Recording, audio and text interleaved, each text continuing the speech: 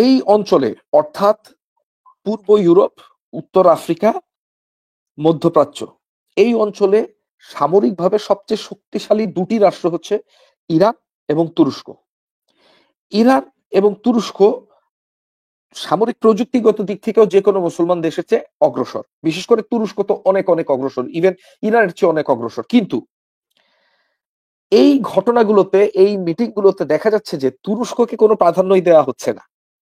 গোয়েন্দার দিক থেকে, রাষ্ট্রযন্ত্রের দিক থেকে, সামরিক প্রযুক্তির দিক থেকে তুরস্ক অনেক অনেক অগ্রসর। হয়তো তুরস্কের সৌদি আরবের মতো বা কাতারের মতো বা ওমানের মতো বা ইউএই এর মতো এত কাঁচা পয়সা নাই, তেল বিক্রি করা পয়সা নাই, কিন্তু ইন্ডাস্ট্রিয়াল কমপ্লেক্স তুরস্কে অনেক বড়, অনেক পুরনো, এবং এই ইন্ডাস্ট্রিয়াল কমপ্লেক্স তুরস্কের অর্থনীতির ভিত। অর্থাৎ তেল বিক্রি করা বা গ্যাস বিক্রি করা নয়, বরং কারখানা থেকে উৎপাদিত বস্তু এক্সপোর্ট করে তুরস্কের ইকোনমি আজকের অবস্থায় এসেছে একটা $1.4 ট্রিলিয়ন একটি ইকোনমি বা অর্থনীতি তুরস্কের আজকের দিনের।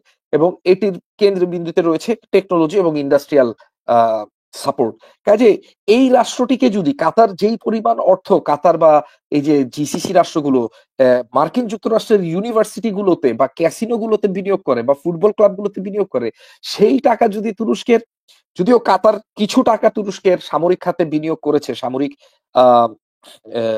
ইন্ডাস্ট্রিয়াল কমপ্লেক্সে বিনিয়োগ করেছে, কিন্তু যেই টাকাগুলো পশ্চিমে বিনিয়োগ করে তার একেবারে আমি আপনাকে বলে দিতে পারি অর্ধেকের অর্ধেকও নয়। কাজে এই দেশগুলো যদি আসলে শিক্ষা নিয়ে থাকতো তাহলে আসলে তারা তুরস্কের নেতৃত্বে ইরানকে সাথে রেখে, কারণ এখন দেখেন শিয়া সুন্নির চেয়ে বড় বিষয়টা হচ্ছে যে এই যে রাক্ষসটা, এই রাক্ষসটা যে কাউকে হচ্ছে কামড় দিচ্ছে। কাজে আগে এই রাক্ষসটা থেকে রক্ষা পাওয়া দরকার।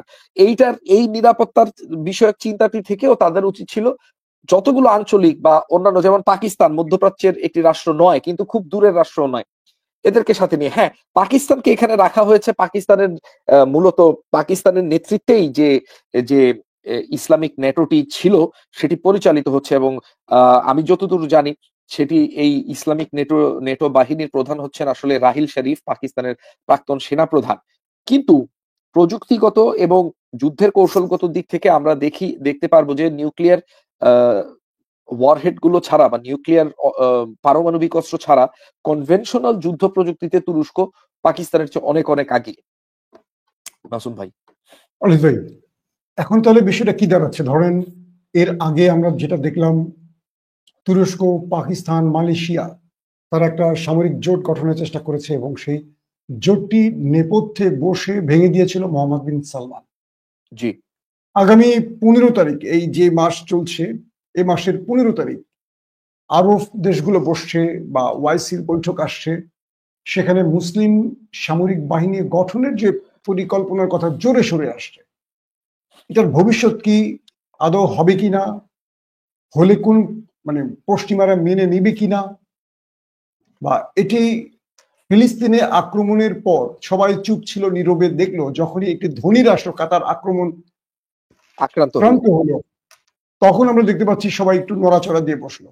এটার ব্যাপারে আপনি কি বলবেন? মাসুম ভাই দেখুন, আসলে বিষয় আপনার প্রথম প্রশ্নটার আমি আগে উত্তর দিতে চাচ্ছি যে একটা মুসলিম নেটো তৈরি করা সম্ভব কিনা। আপনি দেখুন আদৌ কি এটি বাস্তব? ধরেন আমরা একটা করলাম মুসলিম নেটো, 54টা মুসলমান দেশ মিলে একটা নেটো বাহিনী তৈরি করলো।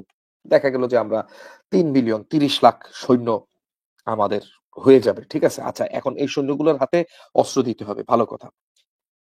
উচ্চ প্রযুক্তির যে সমরাস্ত্রগুলো, এই সমরাস্ত্রগুলো তারা কোথা থেকে নিবে?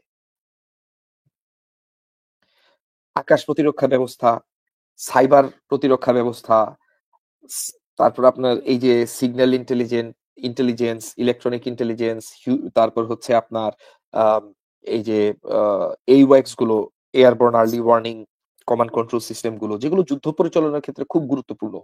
Fighter jets, 5th generation 6th generation fighter jets চলে আসবে হয়তো খুব সামনে 5-6 বছরের ভিতরে আমরা দেখবো। তো এই প্রযুক্তিগুলো তারা কোথা থেকে নেবে?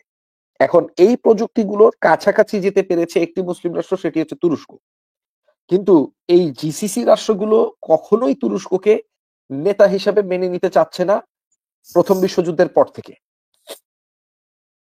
দ্বিতীয় যে রাষ্ট্রটি রয়েছে সেটি হচ্ছে ইরান এবং পাকিস্তান, দ্বিতীয় বা তৃতীয় আমরা এটা আর্গিউ করতে পারি, এটা ব্যাপারে বিতর্কের একটি জায়গা রয়েছে, কিন্তু এই দুটি রাষ্ট্র তো দেখা যাচ্ছে যে আসলে এই জিসিসির সাথে তাদের বন্ডটা হয় হচ্ছে, ধরেন পাকিস্তানের সাথে এই ধরনের একটা সম্পর্ক তারা স্থাপন করতে পারে যে আমরা তোমার দাতা রাষ্ট্র, আমরা যেটা বলবো সেটা তোমার শুনতে হবে। কিন্তু তুরস্কের সাথে বা ইরানের সাথে কিন্তু এই সম্পর্কটা চলবে না, যে ভাই আমি তোমাকে টাকা দিব এবং আমি যেটা বলবো সেটাই শুনবা, তুরস্ক এটা করবে না, কারণ তার রাষ্ট্র পরিচালনার অভিজ্ঞতা এদের চেয়ে অনেক বেশি।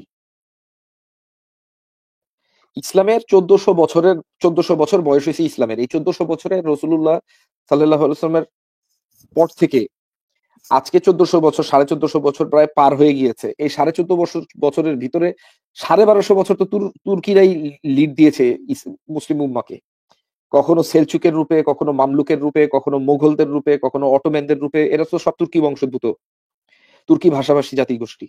কাজে এই জাতিরাই তো আসলে মুসলমানদেরকে লিড দিয়েছে 1200 বছর, 1250 বছর ধরে। শুধু অটোম্যান সাম্রাজ্যই তো ছিল 650 বছর। কাজে তাদের একটা অভিজ্ঞতা আছে। তারা আজকের দিনে যে তুর্কি দেখেন, তুর্কি কিন্তু এটা অহংকার বলে বলে না যে না আমরা তোমাদের পুরান শাসন করতাম, তারা বলে যে দেখো আমরা তোমাদের ভাই, কিন্তু আমাদের রাজনৈতিক অভিজ্ঞতা, কূটনৈতিক অভিজ্ঞতা, গোয়েন্দাগিরির অভিজ্ঞতা তোমাদের চেয়ে বেশি। তুরস্কের গোয়েন্দা বাহিনীর বয়স মধ্যপ্রাচ্যের যে কোনো রাষ্ট্রের চেয়ে বেশি। কাজে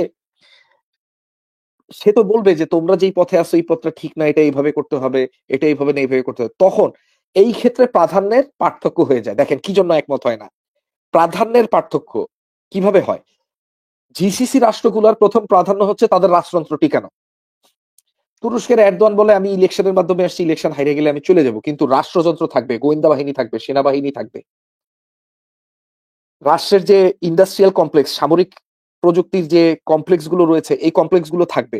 কাজে সে হচ্ছে বিনিয়োগ করতেছে ওইদিকে, তার প্রাধান্যটা ওইদিকে, রাষ্ট্রগুলোকে শক্তিশালী করো। আমি যেরকম আমার রাষ্ট্রকে শক্তিশালী করছি, সৌদি আরবেরও গোয়েন্দা বাহিনী হইতে হবে শক্তিশালী, প্রযুক্তি আনতে হবে, কিন্তু এই প্রযুক্তির ভিতরে আবার ওই যে চাইনিজ প্রযুক্তি কিংবা পশ্চিমা প্রযুক্তি আইনা, এইটার ভিতর দিয়ে আবার দেখা যাবে যে ডাটাবেস সব ওইদিকে হয় পূর্বে নয় পশ্চিমে চুরি হয়ে গেছে, এটার দরকার নেই, আসলে আমরা নিজেরা মিলা করি, আমাদের লোকবল আছে। তখন তারা বলবে যে না, কেননা আমি যদি বছরে 50 বিলিয়ন, $100 বিলিয়ন অস্ত্র না কিনি মার্কিন যুক্তরাষ্ট্র থেকে, মার্কিন যুক্তরাষ্ট্র আমার রাজতান্ত্রিক যে শাসন ব্যবস্থা এটাকে সমর্থন দিবে না, আমি টিকে থাকতে পারবো না। কথা বুঝছেন তো? এইখানে হইলো বিভাজনটা, এইখানে হইলো প্রাধান্যের পার্থক্য। অর্থাৎ হ্যাঁ, আমি বলতেছি না যে সৌদি চায় যে গাজার সব মানুষ মেরে ফেলুক, না, বিষয়টা সেটা না। বিষয়টা হচ্ছে প্রাধান্যের পার্থক্য। অর্থাৎ তুরস্কের বা ইরানের প্রাধান্য হচ্ছে পুরোটাই থিওলজিক, সেটা মাইনা নিলাম যে তারা পুরো ধর্মতত্ত্বের দৃষ্টি থেকে এটা দেখে যে খালি কেওয়াস লাগাইতে থাকো, ইমাম মেহেদী আসলে সব ঠিক হয়ে যাবে, ঠিক আছে। আচ্ছা, তুরস্কেরটা হচ্ছে রাষ্ট্রচিন্তা থেকে, কারণ আজকে থেকে প্রায় 1200 বছর আগে, 1200 বছর না, প্রায় হাজার খানেক বছর আগে আর কি, 970, 980 বছর আগে, নিজামুল মুলক নামে এক তুর্কি মন্ত্রী ছিল। তিনি হচ্ছে শিক্ষা ব্যবস্থা প্রণয়ন করেন, যেটা হচ্ছে নিজামিয়া মাদ্রাসা নামে আমাদের সামনে প্রচলিত। এই একই ব্যক্তির লেখা একটা বই আছে সিয়াসাত নামা নামে প্রচলিত, অর্থাৎ রাজনীতি এবং রাষ্ট্রযন্ত্রের উদ্ভাবন এবং গঠনের উপরে তিনি বই লিখে গেছেন 1000 বছর আগে। এখন পর্যন্ত আপনি যদি অক্সফোর্ডে মাস্টার্স করতে যান, আপনি যদি কেমব্রিজে মাস্টার্স করতে যান, কিংবা স্ট্যানফোর্ডে মাস্টার্স করতে যান, ইয়েলে মাস্টার্স করতে যান, আপনাকে এই বইটা পড়াবে। তো এখন এইটা হচ্ছে এই এই জিনিসটার উপরে ভিত্তি করে হচ্ছে তুরস্করা সেলচুক রাষ্ট্রটা গঠন করছিল, যেটা পরবর্তীতে অটোম্যান সাম্রাজ্যে পরিণত হয়। সেলচুকের 350, অটোম্যানের 600, আর টার্কিশ রিপাবলিকের 100, এটা যোগ করলে কয় বছর হয়? প্রায় 1000 বছরের উপরে হয়ে যায়, তাই না? 1000 বছরের কাছাকাছি একটা সময় হয়ে যায়। কাজে এই সময়টা ধরে হচ্ছে এদের রাষ্ট্রযন্ত্রটা চলতেছে। তো ওরা তো জানে যে কিভাবে জিনিসটা মানে হ্যান্ডেল করতে হয়, কারণ রাষ্ট্র মানে কিন্তু একটা মানে সাংগঠনিক বিষয়। রাষ্ট্র মানে রাজার পরিবার যেটা বলবে সেটাই, এইটা রাষ্ট্র না। রাষ্ট্র হলো একটা মানে ইস্তিসারা, মাসওয়ারার মাধ্যমে সিদ্ধান্ত আসবে, সেই মাসওয়ারা কারা কারা করবে এই সিদ্ধান্তটাও রাষ্ট্রযন্ত্র নিবে। এই রাষ্ট্রযন্ত্রে কারা কারা থাকবে, মূল সিদ্ধান্তগুলা, মানে মানুষ কিভাবে সিলেক্ট করতে হয়, কাকে কোন জায়গায় যোগ্যতার ভিত্তিতে দিতে হবে, মেরিটোক্রেসির ভিত্তিতে দিতে হবে, এবং সে জায়গায় মেরিটোক্রেসি হচ্ছে প্রাধান্য পায় তুরস্কের সিদ্ধান্তগুলোতে। নট নেসেসারি যে ও অমুক রাজার ছেলে, ও তমুক প্রিন্স, এটা তুরস্কে প্রাধান্য পায় না। কাজে এই জিনিসগুলা খেয়াল রাখতে হবে, মেরিটোক্রেসি, রাষ্ট্রযন্ত্র, প্রাধান্য দিতে হবে এইগুলাকে। তারপর হচ্ছে নিরাপত্তা ব্যবস্থা, অর্থাৎ নিরাপত্তা পলিসি, সিকিউরিটি পলিসি যে আপনি নিবেন, যে আপনি তুরস্কমুখী হবেন, অথবা আপনি ইঞ্জিনিয়ারিং টেকনোলজিতে, স্টেমে অর্থাৎ science, technology, engineering and medical সেক্টরে আগে আছে কোন মুসলিম কান্ট্রিগুলো? তুরস্ক, মালয়েশিয়া, ইন্দোনেশিয়া, পাকিস্তান, ইরান। এই কান্ট্রিগুলোকে নিয়ে আপনি একটা হয় তুরস্কের যে কোনো একটা শহরে অথবা ইরানের যে কোনো একটা শহরে অথবা হোক না সৌদি আরবের যে কোনো একটা শহরে আপনি একটা গবেষণাগার খুলবেন। হ্যাঁ, এই সিদ্ধান্তগুলো নিতে হবে খুব দ্রুত গতিতে, এবং এই সিদ্ধান্তগুলো সব জায়গায় প্রাধান্যটা হচ্ছে খুব গুরুত্বপূর্ণ। মাসুম ভাই, যে আপনার প্রাধান্যটা কি, কিসে আপনি মূল প্রায়োরিটি দিচ্ছেন? আপনি কি ফিলিস্তিনের মুক্তিকে মূল প্রায়োরিটি দিচ্ছেন? আপনি কি দখলদারদের এই রাক্ষস মনোভাবটাকে বন্ধ করারকে মূল প্রায়োরিটি দিচ্ছেন, নাকি না আপনি আপনার রাজতন্ত্র রক্ষাকে মূল প্রায়োরিটি দিচ্ছেন, মূল প্রাধান্য দিচ্ছেন? এটি হচ্ছে আসল বিষয়। খালেদ ভাই, মতবিরোধের পার্থক্য হচ্ছে এখানে, মাসুম ভাই। আচ্ছা, মিশর আজকে দখলদারদেরকে থ্রেট দিছে, মিশর কি কিছু করতে পারবে? আদৌ কি সুযোগ আছে? আবার না, দখলদার কাতারে কি আবারও আক্রমণ করবে কিনা? দুটো বিষয় একটু দেখেন সংক্ষিপ্ত। মিশরের ব্যাপারে আমি আসলে মিশরের সামরিক শক্তির, আপনি যে প্রশ্নটা করছেন একটা একটা করে উত্তর দিই। রাজনৈতিক ভাবে আসলে মিশরের কিছু করার সুযোগ নাই। কেন সুযোগ নাই? কারণ মিশরবাসীদের যে আর্জটা ছিল গাজার মানুষের পাশে দাঁড়ানোর, ওই আর্জটাকে মিশরের সরকার পদতলে দলিত করছে ব্রুটাল ভাবে, অনেক বছর ধরে করে আসতেছে তারা। Number one. নাম্বার টু হচ্ছে সামরিক দিক থেকে মিশর হচ্ছে একটা পাঁচমিশালী সামরিক বাহিনী। অর্থাৎ এটার জাহাজ আসে দেখা যায় জার্মান থেকে, তারপর হচ্ছে জাহাজের যে মিসাইল গুলো মারবে সেই মিসাইল গুলো আসে হচ্ছে ফ্রান্সের থেকে, রাডার গুলো আসে ব্রিটেনের থেকে, টর্পেডো গুলো আসে রাশিয়া থেকে।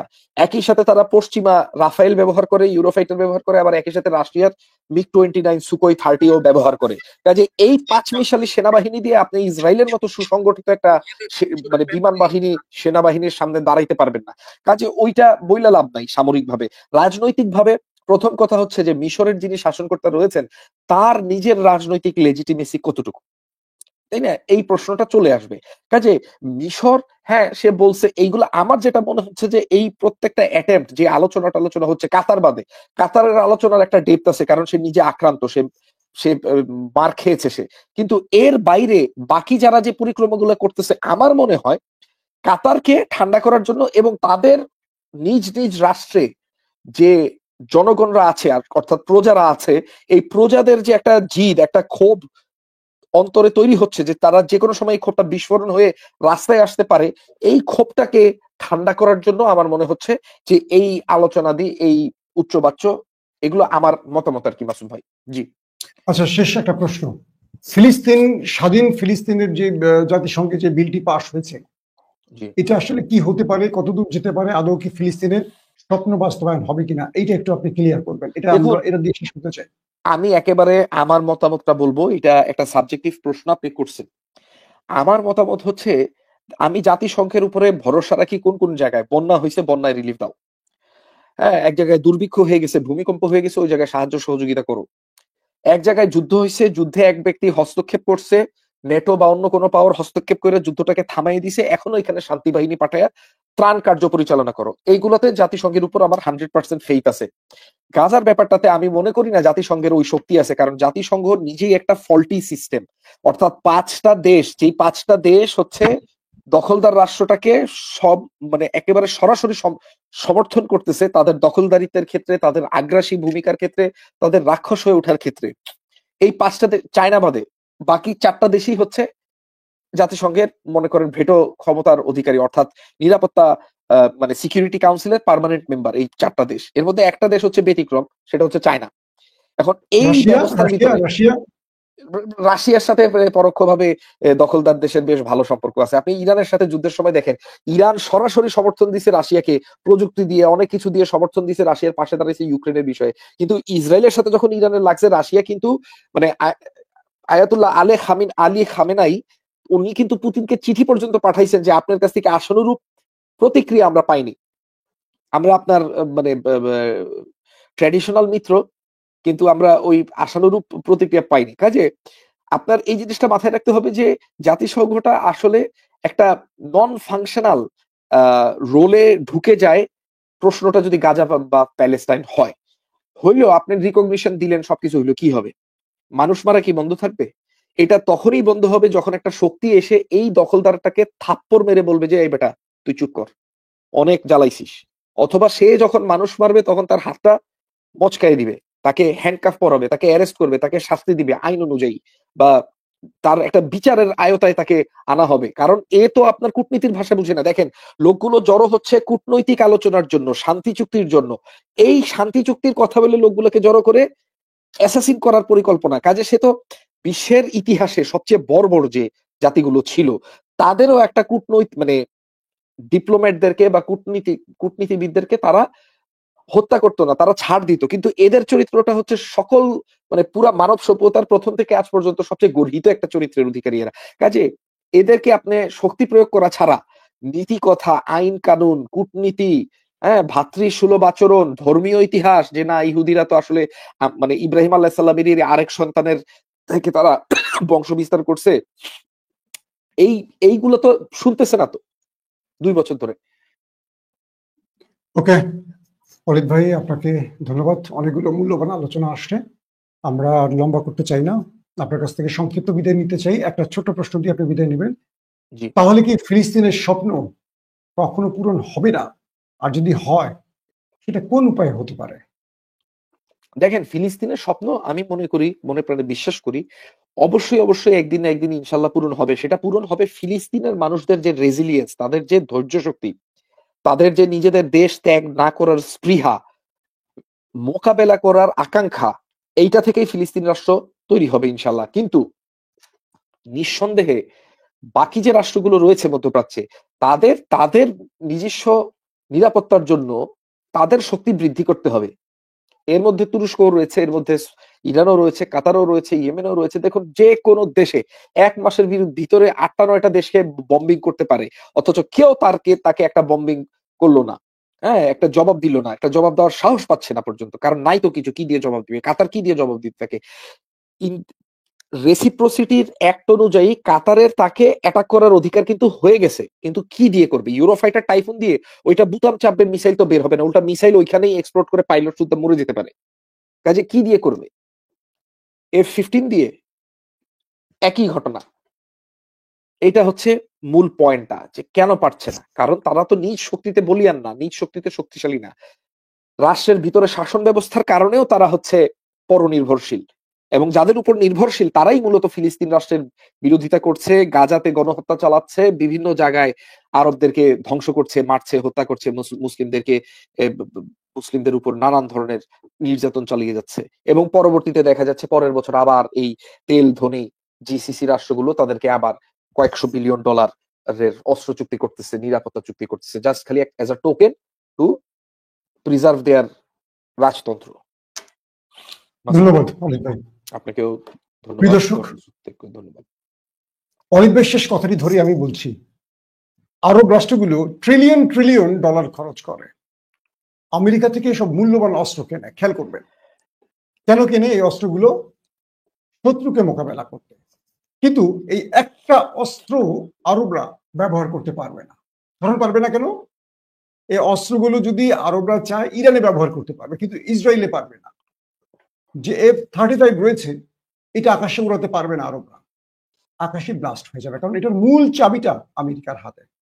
ওরা যে মিসাইল গুলো দিয়েছে, মানে আরবদের কাছে বিক্রি করেছে, ট্রিলিয়ন ট্রিলিয়ন ডলারে কিনেছে, একটাও কাজে লাগবে না। কারণ এগুলো যখনই ব্যবহার করবে ইসরায়েলের বিরুদ্ধে, অটোমেটিক এগুলো নিজের দেশে ব্লাস্ট হয়ে যাবে। তার মানে আরবরা তাদের তেল বিক্রি করে ট্রিলিয়ন ট্রিলিয়ন ডলার খরচ করে যে অস্ত্রগুলো কিনেছে, এগুলো মুসলিম দেশের বিরুদ্ধে তারা ব্যবহার করতে পারবে। চাইলে বাংলাদেশের বিরুদ্ধে পারবে, মালয়েশিয়ার বিরুদ্ধে পারবে, পাকিস্তানের বিরুদ্ধে পারবে, ইরানের বিরুদ্ধে পারবে, তুরস্কের বিরুদ্ধে পারবে।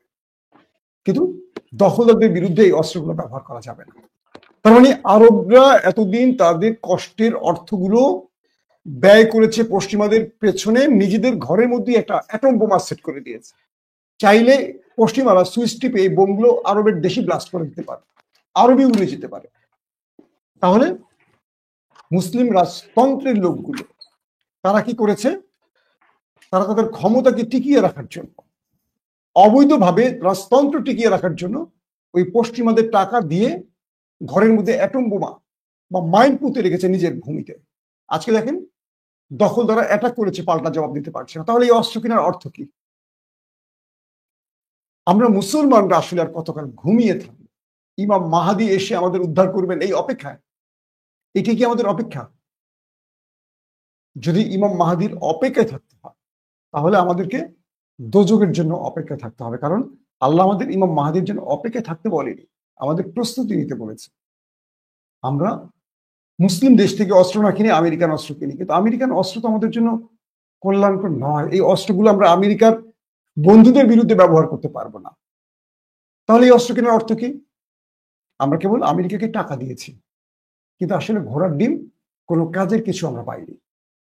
ফিলিস্তিন কাঁদছে, জ্বলছে, মানুষ মরছে, উদ্ধারের কেউ নেই। কাতারেও আজকে আক্রমণ হয়েছে, কিন্তু কাতার সবাইকে নিয়ে বসছে, শেষ পর্যন্ত কিছু কি হবে? সময় বলে দেবে আদৌ কি কিছু হবে কিনা।